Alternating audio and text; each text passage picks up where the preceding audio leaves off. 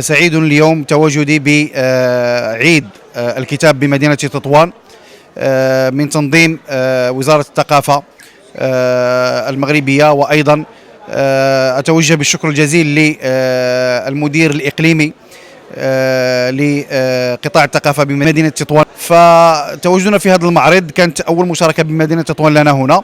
صراحة هذا عيد يحتفل بالكتاب وبالقراءة والخط، ومشاركتنا اليوم برواق للخط العربي، والذي نحاول منه التعريف للناشئة صغار وكبار، وأيضا مثقفين وكتاب ومطالعين للكتب ومحبين للكتابة أيضا، حيث أن الكتاب عرف في البداية يعني بكتابته يدويا، ثم الآن أصبح يطبع رقميا.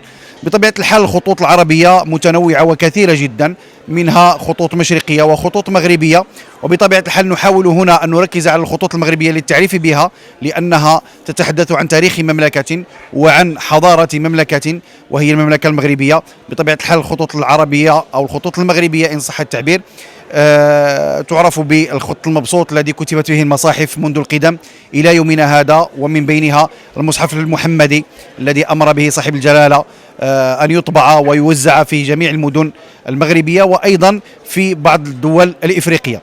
بطبيعة الحال هناك أيضا خط المجوهر، والذي يعتبر من الخطوط السلطانية والتي كتبت بها في الدواوين الملكية والسلطانية والبيعات أيضا.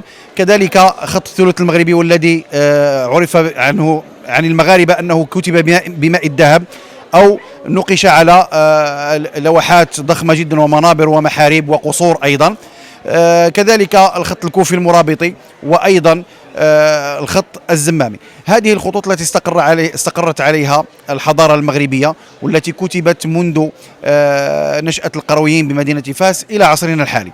بطبيعة الحال أيضا هناك خطوط مشرقية كالرقعة والديواني وجلي الديواني، وأيضا التعليق والنسخ والثلث وغيرها كثير أيضا من الخطوط، لكن هذه هي الفروع كما يقال، هذه الأصول للخطوط العربية.